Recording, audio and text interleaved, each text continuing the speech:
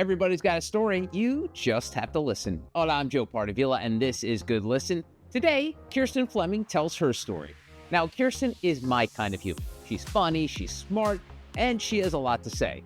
Kirsten's known for covering the intersection of sports and pop culture at the New York Post, and she's recently made the jump to a columnist at the Post, writing about everything from J-Lo, cancel culture, Joe Biden, and even the Netflix hit series Baby Reindeer.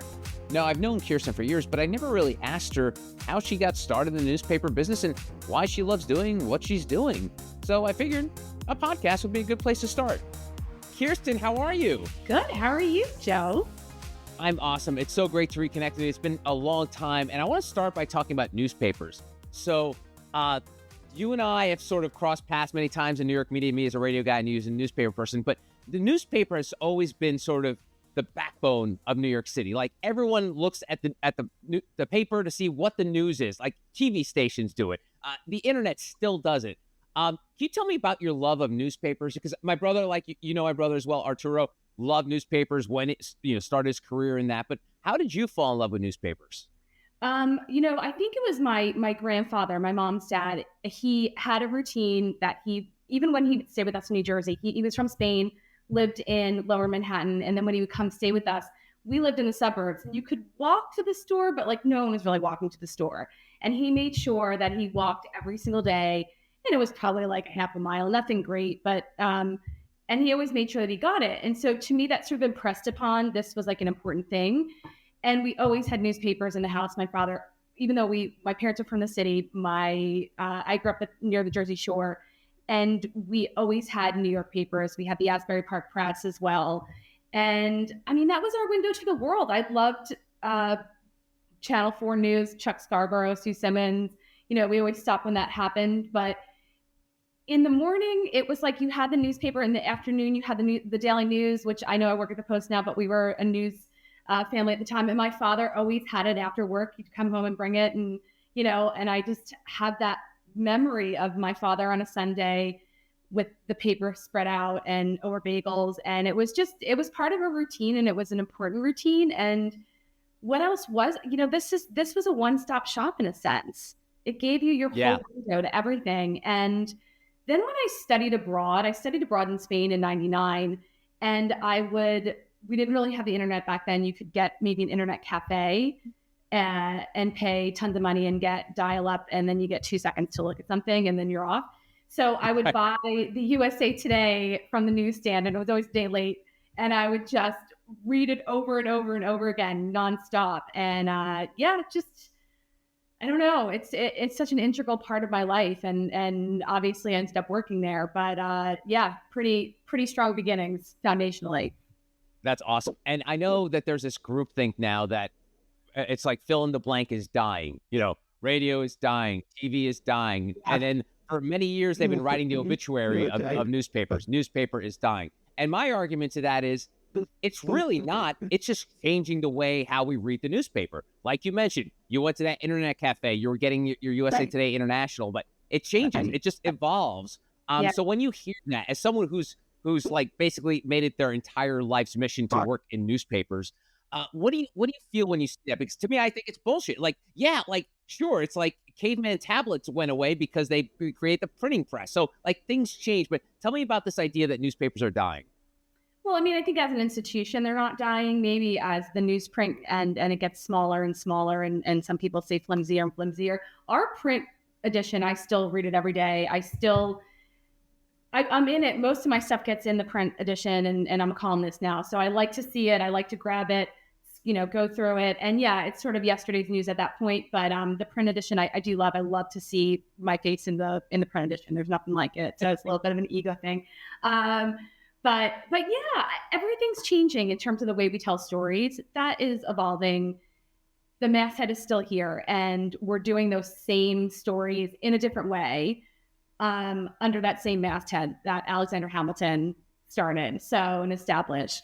And there's such a rich history there. And I don't know that, I think there's arguments to be made about local news and how we're covering it. But newspapers, I don't know. I just think there's such a cultural foothold. They're not going anywhere. We're just adapting.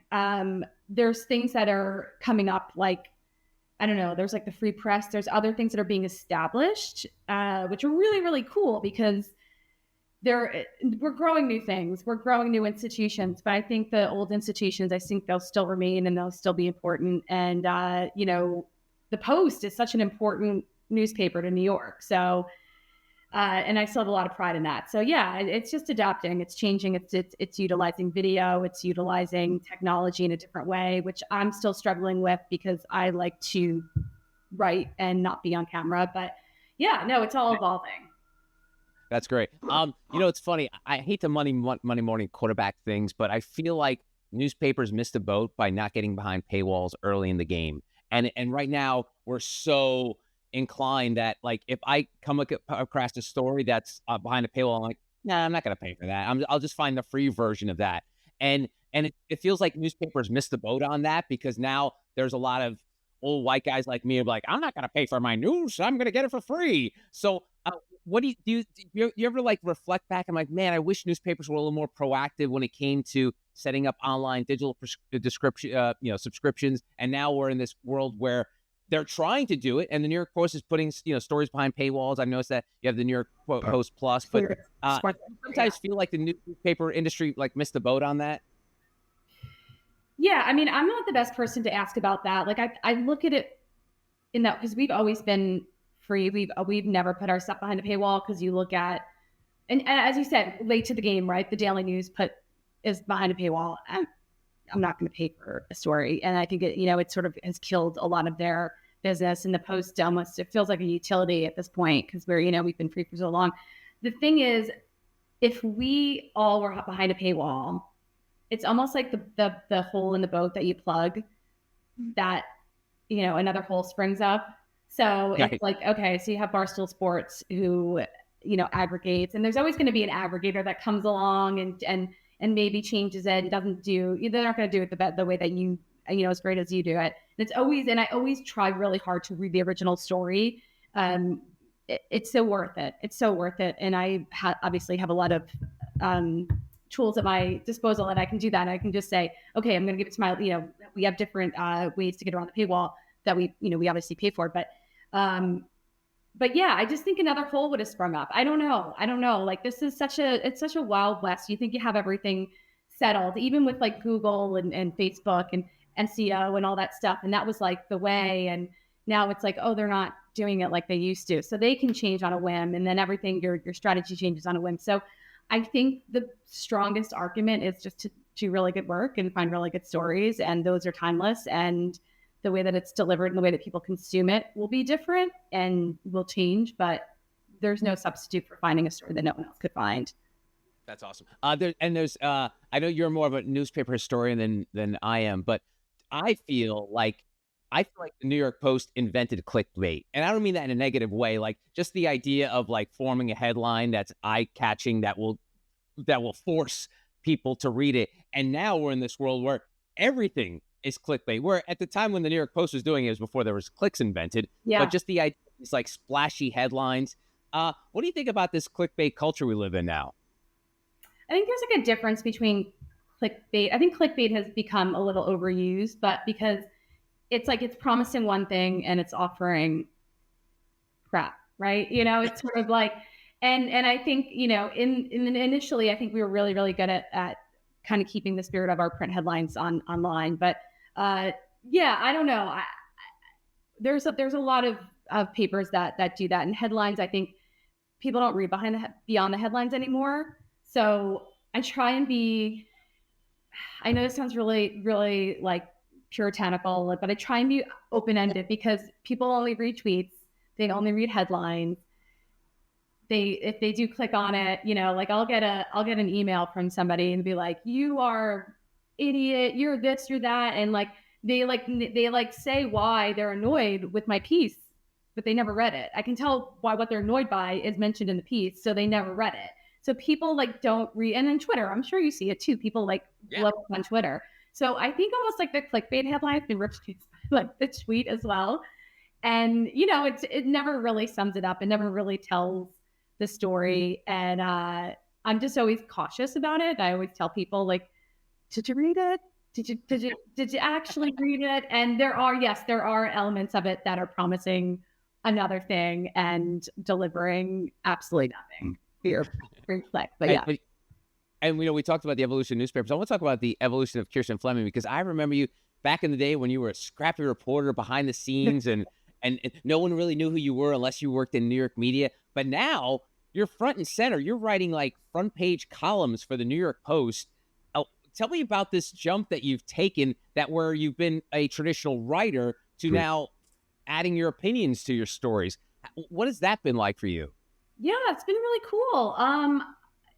It was never anything that I set out to do, to be honest. I'm that person. Whenever people like ask me about my career, I'm like, I sort of went with the flow. Like I liked what I liked, and I gravitated towards what I gravitated towards, and it sort of worked out. But yeah, I mean, I've been there for 20 years now. So I celebrated my 20th in January. I started out as the assistant to the editor-in-chief. I started out, 3.5 years in the corner office, kind of understanding the business a little bit more and the business of news. So I think I benefited from that. I wasn't just like a reporter on the street right away. So I became a reporter on the street, and I worked in, fashion, lifestyle, hard news, police headquarters. And yeah, the column's cool. Like it definitely, I had always been writing some opinion stuff now and again. And the slot opened up, and an editor of mine pushed me forward and was like, you have a columnist sitting in your newsroom. And we had a new editor, and he said, who? And she said, Kirsten's a great columnist. She's an adult. She has great opinions. She's very formed opinions. And she has a sense of humor. So they gave me a tryout and, said, you have to lean into this. And I loved it. It's super fun. It's also a lot more pressure because you can't just say, oh, well, I didn't mean that. It's like, you really have to kind of have a gut check. And there's also things where you get like so frustrated over, and you say, oh, this would be a great column. And then you sit down and you think about it and you go, that's a great tweet. That's it. It's just a great tweet, nothing else. So it's been fun. You know what reminds me of it? I don't know if you ever heard stand-up comics do this. Stand-up comics have this could be a joke, and this could be something I talk about when I go on a talk show. So you have that level of sort of awareness. They're like, this thought I have is kind of clever and funny, but I think that's more something that I'll tweet about. Whereas like the juicy stuff will end up as your column. Yeah, absolutely. And again, it's a gut check, because you think, oh, I'm so passionate about this. And you sit down and you go, I'm not that passionate about it. I have one thing to say. Like, it doesn't really have a backup here. And that's where the rubber kind of hits the road. And I think it's helped me evolve as well. But yeah, you're 100% correct. Like, I don't know, that was such an awesome thought. And then you go, no, it wasn't. It was an awesome tweet. And that's it. That's great. It's like an awesome column. So yeah. It's funny because I've always admired you for your fearlessness, because even before you were a columnist, you had no fear. Like literally, you're like the daredevil of reporters that I've known. I wouldn't say we're like friends, but we're friends. We know each other. We stay in touch. But I don't know like how you really think, and that's why I want to get you on the podcast, is because I'm the exact opposite of Kirsten Fleming. Like I want everybody to like me, and I know if you want everybody to like you, no one really likes you. So tell me where this fearlessness comes from, like this boldness, this brashness that I feel like a lot of people feel like they do, but then once their feet are against the fire, like, oh shit, no, I'm not, I'm not fearless. I don't know. It's funny. I don't even think I'm that fearless, because I think, but I guess I just look at it as I've always had a point of view, and I'm the same way in a sense. I do want people to like me. Everybody does. And I'm not confrontational. I'm not like an argumentative person, but I also feel like if you disagree with me, that's great. Isn't that wonderful? And I don't know. I have a bit of a big mouth. They've always just been sort of opinionated. And so it depends what, you also have to know who you're picking fights with. Sometimes I pick fights with people who have been, pretty fierce back. But I mean, it is what it is. When you throw shit at a fan, right, some of it comes back to you. And I don't know that I am that fearless. I think I just have thoughts, I guess. And I don't know. Like, it definitely, sometimes you like file something and you shut up your phone, and then sometimes, you write something that you think is going to be completely, nada, like whatever, no big deal, and fart in the breeze, and then everything just like comes back, and like everyone's like, yelling at you, and you're like, I didn't even think it was that bad, but yeah, I don't know. At the end of the day, it's an opinion, and everybody has one, as we all know that saying. So You have some level of fearlessness because you recently wrote a column against Howard Stern, who I know was one of the people that you for lack of a better word, idolized growing up because he had that sort of fearless streak and was just and is an icon in the industry. And you kind of criticized him for his softball interview with Joe Biden. And I don't want to get into the actual column, but like when you write a piece like that, is that one of those where like, oh yeah, I'm going to get a lot of shit for this one? Yeah, it is. Well, I also said, okay, what does Howard Stern care? He's got a lot of money. He doesn't really care. But I had a lot of people say to me, he actually cares about the Post and yada yada. Yeah, I mean, I guess I you get a lot of blowback, but from his fans mostly, and people send you some really earthy emails and everything like that. Yeah, definitely. And those aren't like easy because you think about it, you're like, okay, I love that guy. Like, I absolutely love that guy. And it's not even a joke. Like, my mother started listening to him when I was a toddler on AM. And I came home one day and I sang some naughty song at the dinner table. And my dad was like, what the hell is she singing? And my mom was like, I don't know. So it's like, my childhood was really shaped by Howard Stern and my adolescence because I have older brothers. And it's just when you feel it, you're like, that was a disappointment. And, I write about culture, I write about politics, I write about sports, and when it sort of crosses over into culture. And so if you feel it, I don't know, you say it and you deal with consequences. Yeah, that's great. And it's funny because, so much has been talked about tribalism, and I feel like tribes are good, but tribalism is bad.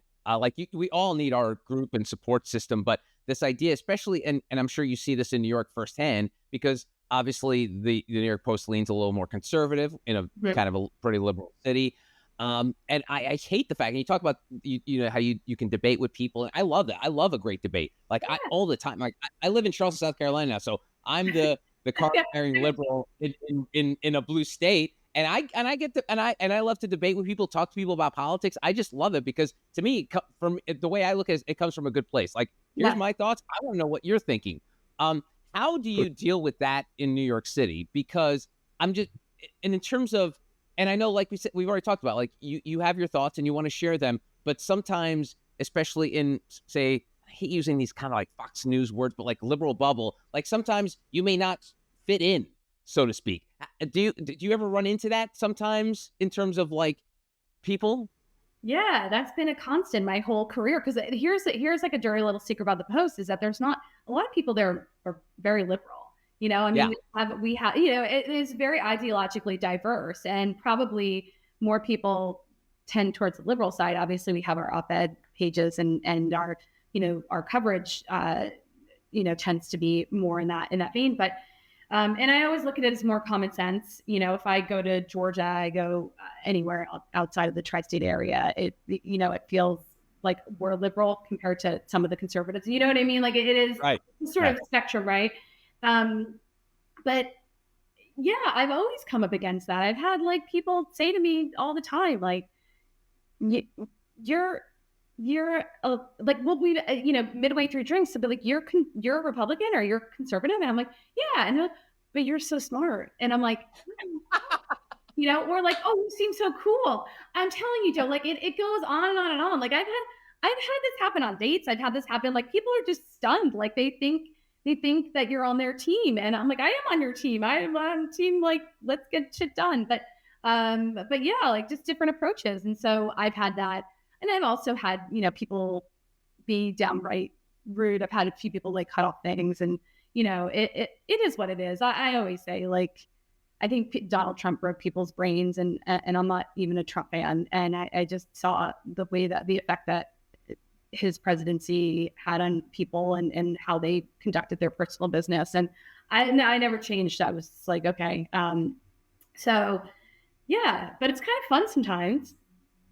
Yeah, no, it's so fun, and I'm glad you brought up the point that the folks that work in the Post, because I've run into several that kind of lean more liberal and they work for a conservative outlet. And I mean, you could probably say the same down the street from you at Fox News.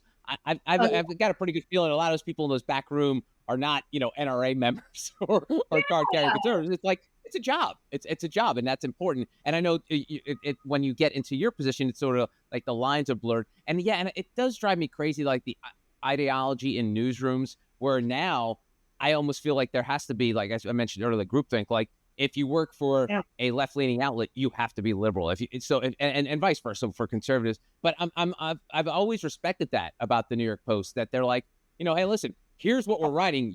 We don't give a shit what you guys believe, but this is what we publish. So I think that's always been kind of admirable about the New York Post. Yeah, and it really is so much more ideologically diverse. And I think even, when I say I'm conservative or Republican, the best compliment I can get is when readers say, like, I don't even know how you vote. Like I'd be confused on how you vote. And I think that's the biggest compliment ever, because, sometimes you call things out on both sides, and I think that's important. So, because no one's perfect. Yeah, it is funny, thinking about like, tribes and everyone's sticking to tribes. I do find it funny that Republicans will only get pissed off fellow Republicans is once dogs get involved. Like the whole Kristi Noem of it all right now, like the fact that she said a lot of questionable things over the last few years. But man, I kind of respect Republicans, and all of a sudden, like, all right, now when you're shooting dogs, now we need to step in. So in a way, I'm kind of like, oh, good. At least even some of these sort of like so bold Republicans are calling it out. So I do appreciate that. Your dog's behind you with a gun to your head, isn't he? Yeah, definitely. Yeah, Nathan is like, make sure you speak about the dog thing. Yeah. Yeah, I know. That was like a real uniting moment, I think, for everyone, Republicans, Democrats. And, there's a lot of problems with Noam and her book, and the dog obviously is the big alarm bells. But yeah, I don't know. I'm not really in a Republican bubble. So I don't have like ton. I guess, what, my friends from home that I grew up with, generally conservative, not political at all. And I will say I spend most of my time with them and down in Jersey. And it's like a whole new world. There's no culture war stuff. They just want to raise good kids. They send their kids to the same Catholic school that we went to. And, they tend to be more conservative, but they're not ideological, and they don't talk about it. So I'm not surrounded by like a lot of Republican stuff. So it's kind of like, I don't know, like I'm not really knee deep in it, but yeah, no, there's a lot of idiocy on both sides. So in terms of New York now, the New York of it all, I left New York 4 years ago, and I left for a job. So I do miss New York, going back to it. And someone was asking me the other day, like, what do you miss about New York? And since I kind of left New York in my 40s, I almost have like this been there, done that. Like I don't have the FOMO. The only thing I miss, and I see this is from being in New York my entire life and then being here, is like the just the vast amounts of culture choices. Like if you wanted to see jazz fusion on a Tuesday night, you could probably find a jazz fusion night somewhere in New York City. If a comedian is going to play, they're more than likely going to be in New York. Or if you want to see improv 7 nights a week, we have that. So I do miss the culture aspect of New York. And I want to get into like the shit of it all now, Kirsten. I mean, if you do happen to turn on the news, you're seeing that New York is having some issues with, violence, obviously the protests, but that's everywhere. As a New Yorker there, and I always like to think that things aren't as bad as they seem. Like, I visited Los Angeles this past fall, and you hear all the stories about Los Angeles burning. And I'm like, no, it's actually pretty nice. I mean, it's 85 and sunny every day. Sure, there's people living on the street, but you could probably find homeless people living in Charleston, living on the streets. So tell me about the current state of New York City, because I know you love the city. I can't imagine you ever leaving New York, maybe to go retire in Spain in like 25, 30 years. That's about the only thing I could see you doing, Kirsten Fleming. But what's New York like now, and a real like New Yorker's point of view of what it's like living in the city? Yeah, I mean, people ask me this all the time. This is like the number one question. Like, don't go on the subway. Do you go on the subway? I ride the subway every single day, twice a day, sometimes 3 times a day, depending. I'm always on the subway. I head on a swivel. I'm much less carefree than I used to be, for sure. I take a lot of walks as well, and I keep my volume down a little bit. I'm always just, they're definitely, because there are my fear is someone's going to throw me on the tracks, because that has happened a lot. And there's been a lot of random attacks in the subway.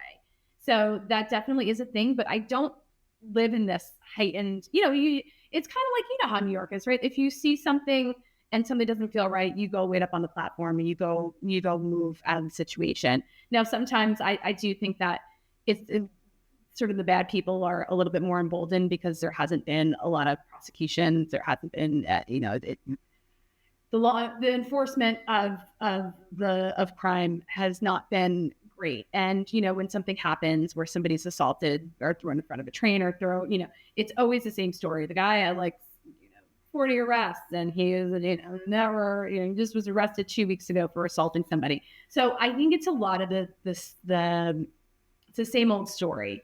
And New York feels, other than the doom and the gloom, it's a little bit dirtier than it used to be. Definitely. I think standards have slid in terms of where people are selling stuff all over the place. I did a big column around Christmas time because I was shocked. Midtown, I mean, it was like a quarter of a medieval bazaar, and then they took the Brooklyn Bridge as well was just peddler after peddler, and it was really dirty, disgusting, and so I was a bit shocked. But I think they've started to clean a little bit of that up. The Brooklyn Bridge, they've gotten cleaned up. But overall, it feels, here's my thing. New York is way more expensive than it used to be. So it's everything, right? Charleston is probably not too far away, by the way, in terms of cost. Yeah, people see. I'm glad you said that, Kirsten. People was like, "Oh, you must be able to have a mansion for $500,000." Like, no, you can't. That's not a thing. But yeah, so yeah, the expensiveness is, and it's funny you said that, Kirsten, because I remember when there was that whole push of corporations having their employees come back to work. I forgot which banker it was, but he's basically said, "Hey, we're paying you New York salaries so you can live in New York and come to our office." So it doesn't seem like people are being swayed by the prices of New York. No, I mean, now they're starting to, I think they're starting to feel like, okay, we need to get people here 24/7, because they're starting, my brother works for a bank, and so they're starting to say, okay, FINRA is making sure that we need to be here 5 days a week, right? So I think they're missing money, obviously, on public transportation. The offices are not being filled. And then, so yes, they are trying to get people back to work. I'm back in 3 or 4, sometimes 5 days a week. And it feels crowded, though. It does. It doesn't feel packed, to the point where you feel uncomfortable, but it feels crowded again. And so here's the thing. It's every restaurant is full. Every bar is full. You can't just go sit at a neighborhood bar anymore. It's so confusing to me, but it's so expensive and nobody has the money. So I'm it's a genuine question. We talk about this all the time. Yeah. It is so packed, yet it's so expensive. You go out and it's oh my gosh, for a drink, it's off the charts. How are these people paying this money? I have no idea. So it feels more packed than ever. It feels more Instagrammy than ever and TikToky than ever. It doesn't feel like, you used to go to a neighborhood bar and you would have sort of a diversity of ages and people in their 70s and people in their 20s or whatever. And it was, but that doesn't feel it feels much younger. But yeah, I don't know. It's definitely, it's New York. I feel like it's always going to have a pulse. The pulse is a little different than what I'm used to, but yeah. Kirsten, it speaks to what New York, you just railed off a lot of things that would drive people away. Yeah. Just start with the expenses, and then talk about the fact that you live your head's on an eternal swivel. Yet people still want to live there. They can't get enough of it. Was this not the tourist campaign that they would want? Yeah, no, I don't think we're gonna stick an "I love New York" sticker on this video, but yeah, no, I think it's one of those things where, to me, when I speak to kids in their 20s, I'm like, you gotta live in New York. If you are starting your life, you have to start there because you have to build it. You can find a network for anything in New York. And that's another thing I probably should say. Literally, if you are into a particular thing, you will find your tribe there. You will find people I always joke, I took a screenwriting class in New York because you're legally obligated to do so if you live in, it's one of those things, you can't get a screenwriting class in, I don't know, Boise. You can't every day. You can't. And generally, if you get that. Yeah, and generally, if you do get that in Boise, it's going to be some guy whose dream was always to write a screenplay, and he's going to be teaching it. Whereas in New York, the guy who's teaching it is like a robust resume under their belt. So yeah, it's a very, no, it's one of the things where I think if you're in something, if you're young and you have this opportunity like to afford living in New York and like living in a 500 square foot apartment, you have to do it. As much as we can talk about all of the flaws in the system and how how they're prosecuting crime, all that stuff, we could talk about that for days. But at the end of the day, it's still the greatest city in the world. I just, to me, if I wasn't at this point in my life where I was like comfortable and wanted to have like a backyard and all this stuff, yeah. I'd still put up with New York, and I'm sure Kirsten, you will too, until, like I said, that time comes when you go to Spain and retire on some sort of beach villa somewhere. Yeah, no, I mean, it's totally true. Like during COVID, I was in Jersey a lot because we were working from home, and all my, I have a massive group of friends that I grew up with, and my best friend who built a room for me on the third floor of her house. She lives right by the water, and she's like, "What are you doing? You're in the city." And my mom's here, my Tia Peely's here, my brother's here. My cousins are all in Brooklyn. I have a lot of family here. But I spent a lot of time in Jersey, and I spent one whole summer where I did not come back to the city for 4 months. And it was wonderful, but I was like, I couldn't do this like that. It was only because it was COVID that made it really palatable, because at the end of the day, I don't want to have a car. I don't want to be like living in a house siloed away from other people. Like it was great and it was fun for what it was. And then I just got to get back into this disgusting pile of whatever it is. I have no idea. It's just. I love it. All right, so I got to ask you this, wrap up by asking this question, because you brought it up during one of your answers, is the fact that on a date, someone was shocked to find out that you were conservative. Would you mind, just for my enjoyment, could you kind of role play how that went? So who is this person? Like, at what point in the date did this come up? Because this is fascinating to me that this comes up in the middle of the day and they're shocked by it. So if you can remember this traumatic experience in your life, and I know you're not a snowflake, Kirsten, but take me back to that moment. Yeah, no, it was definitely not traumatic, because I was like, you're a boo. But anyway, no. He was a guy I knew who I met. He had a shop on my block. Really nice guy. And he asked me out. He just, I don't know, whatever. We hit it off. We had a lot of fun, and we went out on the date. And I can't remember how it came up. Oh, I think he said something about like Republicans are just the biggest idiots ever. They're all morons, or something to that effect. And I said, well, I'm a Republican. And he was like, what? And then, and we continue, we remained friends. We didn't have a connection.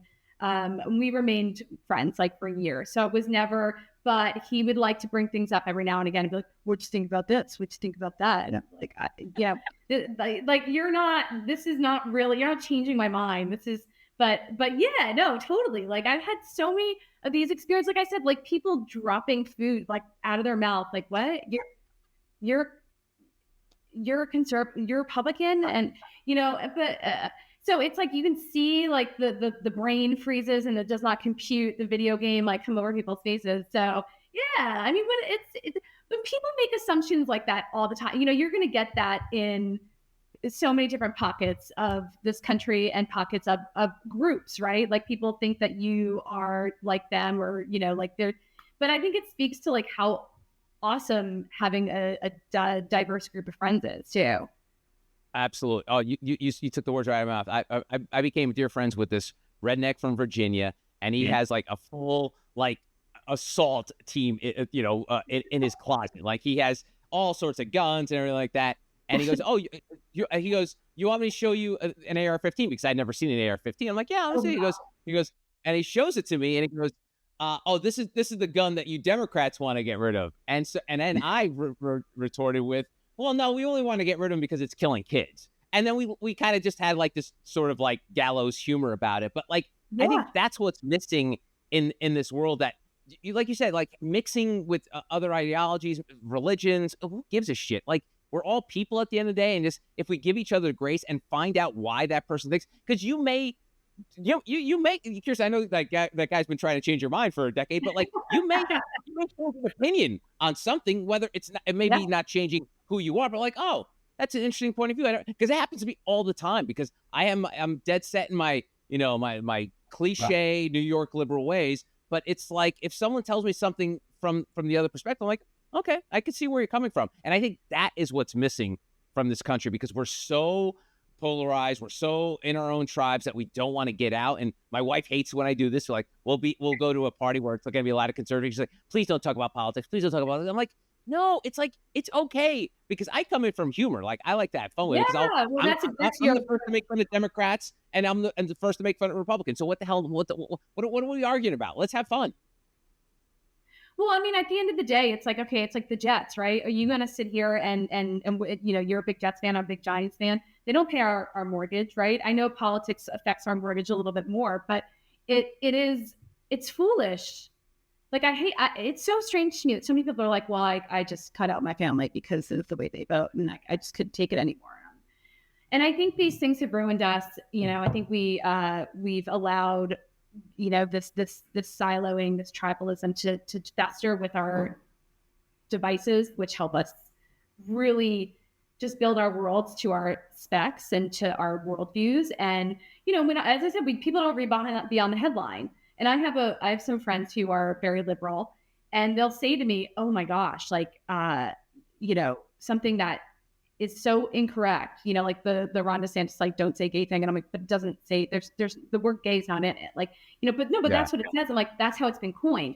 So it's like, you have these conversations with people and you realize, oh, I never read the actual article. I didn't read the tweet, or that tweet that I read was totally incorrect. This was from a person who hasn't seen sunlight in 50 years and they don't know what they're talking about. So I think it's important to, like, every once in a while, like, step out of that. And also, I think when you have an ideologically diverse group, I think, like, your life, your friendship isn't predicated on how you vote. Like, how weird is that? Yeah. Like, and that's a new thing, Kirsten. Like, we never remember growing up, you never ask who you voted for, or you even knew who someone voted. You had no idea, no clue who you voted for. No. And I will say, on the Trump point of things, I know you and I are not the biggest Trump fans.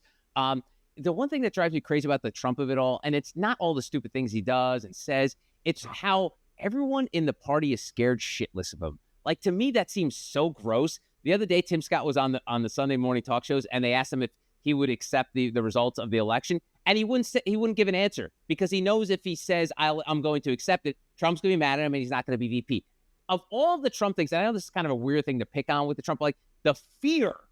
We started this conversation talking about your fearlessness, but the fear in the party is the one thing that kind of, like, grosses me out. I'm like, do you not have a backbone that you can like? I will say that about Democrats, man. We're not afraid to shit on each other, Kirsten, as you know. Joe Biden has got as many Democratic detractors as he does Republican detractors, but the whole idea that everyone's afraid to speak out against Trump is really the one thing that concerns me about the direction of how we are as a country. It's a weird thing. He's like the elephant in the room, right? Like, he sucks up so much oxygen, and I think the worst thing that everybody did was start throwing a billion prosecutions on him, because that made him the candidate. I mean, I think he was sort of ready for the dustbin a little bit, and he could have been a kingmaker, and he doesn't want to be a kingmaker. He wants to be the king.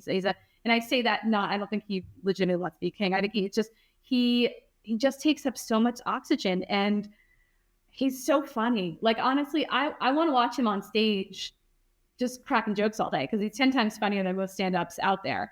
But he's not my, like, love favorite choice right. for president. So but he's the candidate, and so what do you do? So he just, I don't know, he engenders this sort of strange loyalty, which I don't really understand. He's a unique beast, and I don't think we've ever seen anything like him. I don't know, he makes people act different. I don't know. I've met him before. He's very charming. I've heard, I have people who are friends with him. They say he's like, again, I think he has something about him that's kind of special. So I don't know, but I agree with you. It's so weird. We're living some weird times, Kirsten, and thank you so much for sharing some time with me. I know you're very busy. You're probably I'm sure you're going to write a column about this idiot that talked to you for 40 minutes. No, this is your next column. Joe, it's so nice to see you, because honestly, like, so many people have left New York, and so much of the people who I've really loved and identified with, and just, I don't know, like, kind of like my peer group, a lot of people have left. So, like, it's so nice to see your face, and I wish that you were down the block. I mean, you have coffee after this, but It'd be nice. Well, Kirsten, Charleston is welcoming. Like I said, you're a conservative. You would fit right in here, Kirsten. So if you ever want to come down, I got extra room. You could check it out. But thanks so much for the time today. I really appreciate it. anytime, Joe. It's so good to see your face. And that's today's Good Listen. You can always connect with me on X, LinkedIn, or Instagram at Joe Pardavila, or on TikTok at J Pardavila. If you want to shoot me a note, you can email me at joepardavila@protonmail.com. And if you're listening on Apple or Spotify, would you please leave a 5-star review? And if you're watching on YouTube, give us a big old thumbs up. Thanks for spending some time with me today. Until next time, adios.